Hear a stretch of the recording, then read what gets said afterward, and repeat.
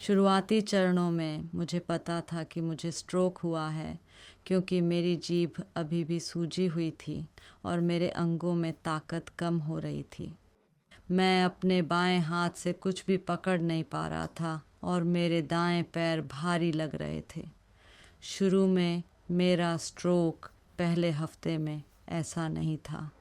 मैं बस नींद में था। दूसरे हफ्ते में मैं बहुत कमज़ोर महसूस कर रहा था, थका हुआ, और मैं अपने बाएं तरफ नहीं हिल पा रहा था और मेरा संतुलन नहीं था। मुझे कुछ भी करने के लिए मदद लेनी पड़ी। तीसरे हफ्ते में उन्होंने वास्तव में मुझे उठाया और मुझे चलने के लिए कहा। शायद मैंने केवल 1 या 2 कदम ही लिए होंगे, लेकिन ये अच्छा था कि कम से कम मुझे पता था कि मेरे पैरों में हरकत है। मेरे हाथ अभी भी ढीले थे, उनमें कोई भावना नहीं थी, लेकिन कोई ताकत नहीं थी। 6 महीने के अंत में मैंने अस्पताल छोड़ दिया। 6 महीने के समय में मैं थोड़ा बेहतर चल रहा था और मैं इसे खुद कर सकता था, लेकिन मेरा हाथ अभी भी कमज़ोर था। मेरी बोलने की क्षमता पहले महीने से 6 महीने तक बहुत सुधर गई थी। 1 साल बाद मेरी बोलने की क्षमता बहुत बेहतर हो गई थी। मेरी चलने की क्षमता थोड़ी बेहतर हो गई थी। मैंने स्थानीय जिम में व्यायाम किया और मुझे लगता है कि इससे मुझे बहुत मदद मिली। अब जो विकलांगताएं हैं वे केवल मेरे हाथ से संबंधित हैं। मैं हिला नहीं सकता, मेरे पास कोई सूक्ष्म हरकतें नहीं हैं। मैं बिना हाथ की मदद के चीज़ें नहीं उठा सकता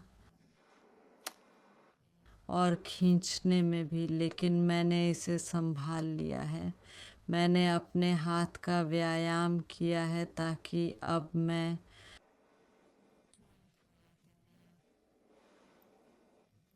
पकड़ सकूं, कार चला सकूं, वास्तव में स्टीयरिंग व्हील पर हाथ रख सकूं, जबकि पहले मैं नहीं कर सकता था। लगभग 2 दिन बाद मैंने चलना शुरू किया। मुझे अपने दाएं पैर में कुछ महसूस नहीं हो रहा था। ये वास्तव में अच्छा था, क्योंकि मैं बस अस्पताल के चारों ओर चलना चाहता था। अपने दाएं पैर को चलाना चाहता था, क्योंकि मुझे पता था कि इसमें थोड़ा समय लगेगा, और मेरी आवाज़। इसलिए ये पहली चीज़ थी कि मुझे अपनी हरकत वापस लानी थी।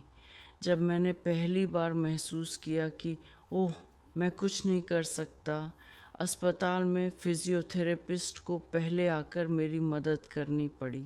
जब मुझे पहली बार स्ट्रोक हुआ, वह हमेशा मुझे इधर उधर ले जाने में मदद करने के लिए वहाँ थी, और फिर अगले दिन मैं इसे बिना उसकी मदद के कर सकता था, आप जानते हैं, खुद से।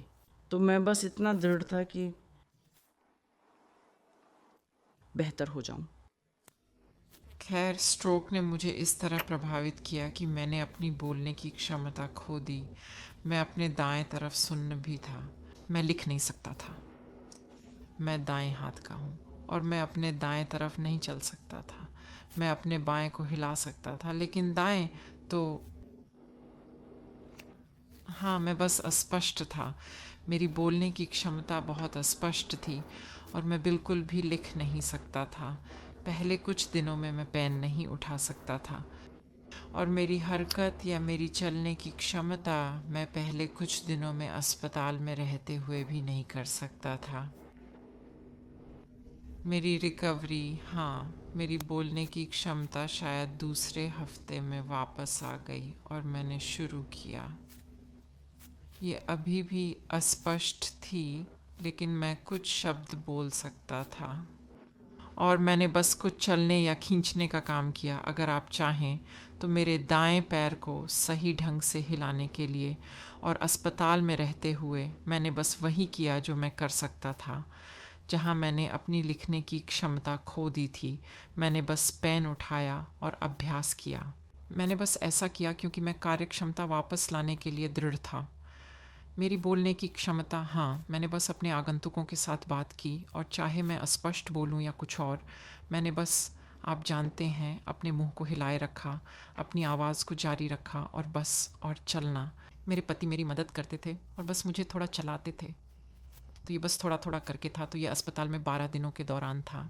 मेरे चेहरे में भी झुकाव था, लेकिन मैंने पाया कि जैसे ही मैं बोलता रहा ये सही हो गया। यह एक तरह का व्यायाम था। जब मैं अस्पताल से छुट्टी लेकर बाहर आया 1 महीने बाद, हाँ, मैं लगभग सामान्य हो रहा था, और मेरी विकलांगताओं के नुकसान के साथ मेरी बोलने की क्षमता, मेरी लिखने की क्षमता और मेरी चलने की क्षमता, मैंने बस वही किया जो मैं कर सकता था शारीरिक रूप से हर दिन। तो मैं बस हर दिन इसका अभ्यास करता था। 1 महीने से 3 महीने के बीच मेरी क्षमता वापस आ गई थी। मैं अच्छी तरह से चल रहा था, संतुलन अच्छा था, मेरी लिखने की क्षमता अच्छी थी। ये वही नहीं था या सामान्य नहीं था, लेकिन मैं पत्र लिख सकता था, मैं प्रिंट के रूप में लिख सकता था। इतना नहीं लिख सकता था, लेकिन प्रिंट कर सकता था। झुकाव चला गया था और मेरी भावना, मेरी सुन्नता, वह चली गई थी। तो मैं अपने दाएं तरफ कार्यात्मक रूप से हिल रहा था, और 6 महीने में मैं लगभग ठीक हो गया था। हाँ, 6 महीने से 1 साल के भीतर मैं पूरी तरह से कार्यात्मक था। जब मैं अस्पताल से बाहर आया 12 दिन बाद, 1 महीने बाद, मैं वापस गाड़ी चला रहा था।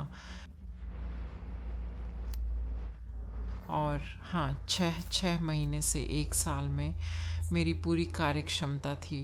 ये कहते हुए कि आप जानते हैं, ये आसान नहीं था, क्योंकि मैं नहीं था, मुझे फिर से सीखना पड़ रहा था। लेकिन मैंने दृढ़ता बनाए रखी। मैंने सोचा, हाँ, बस थोड़ा थोड़ा करके मुझे इस विकार या विकलांगता से निपटना था, बस हर दिन थोड़ा थोड़ा करके। और मैंने पाया कि यह बस बेहतर और बेहतर होता गया। और अब जहाँ मैं आज हूँ, मेरे पास पूरी कार्य क्षमता है, मैं लिख सकता हूँ। मेरी लिखने की क्षमता में केवल एक चीज़ है, मैं कभी कभी थोड़ा थक जाता हूँ, लेकिन ये ठीक है। बात यह है कि मैं लिख सकता हूँ, ये बस अलग है। मैं दौड़ सकता हूँ, मैं ट्रेडमिल पे जा सकता हूँ, मैं टहलने जाता हूँ। मेरी बोलने की क्षमता, हाँ, मेरी बोलने की क्षमता अच्छी है, और यह लगातार बेहतर और मजबूत हो रही है। और मैं बस, मुझे लगता है कि मैं लगभग सामान्य हो गया हूँ। तो मैं बस जारी रखूँगा।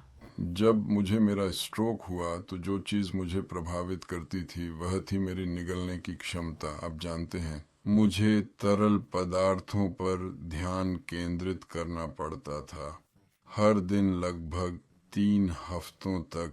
और मेरी बोलने की क्षमता, आप जानते हैं, मुझे थेरेपी में जाना पड़ता था। और क्योंकि वे मेरी बात नहीं समझ सकते थे, भले ही मुझे लगता था कि मैं सही तरीके से समझा रहा हूँ, लेकिन स्पष्ट रूप से मैं नहीं था। तो यह लगभग 4 हफ्तों की बोलने की थेरेपी थी, और महिला ने वह, आप जानते हैं, मुझे मेरे मुंह के लिए सभी प्रकार के व्यायाम करवा रही थी। और दोहरी दृष्टि, वह मेरे स्ट्रोक की शुरुआत में लगभग 2 हफ्तों के लिए ठीक हो गई थी, और फिर मैंने शुरू किया। यह स्पष्ट होने लगी क्योंकि मैं अपनी दवा पर वापस आ गया था।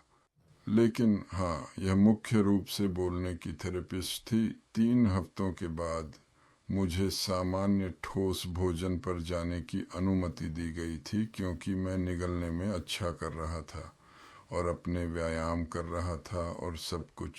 और फिर मुझे बताया गया कि मैं कुछ और स्वादिष्ट खा सकता हूँ, जिसका मैं लंबे समय से इंतज़ार कर रहा था। पहले हफ्ते में जो लक्षण थे, मुझे वास्तव में उनका पता नहीं था। मैं बहुत थका हुआ महसूस कर रहा था और ध्यान नहीं दे पा रहा था और भ्रमित था। लेकिन फिर भी मुझे अपने बाएं हाथ में संवेदना महसूस हो रही थी। लेकिन अस्पताल के कर्मचारी बहुत चिंतित थे। उन्होंने सुनिश्चित किया कि मैं अपने हाथ को हर समय सहारा देता रहूं। मुझे ये पता नहीं था कि मैंने संतुलन खो दिया है, जब तक कि मैं उठने की कोशिश नहीं कर रहा था। स्वतंत्र होने के नाते मैं उठने की कोशिश कर रहा था, लेकिन मैं 2 बार बिस्तर से गिर गया और मेरे चेहरे के झुकने को लेकर बहुत चिंतित था। मुझे डर था कि ये बुरी तरह से झुक जाएगा।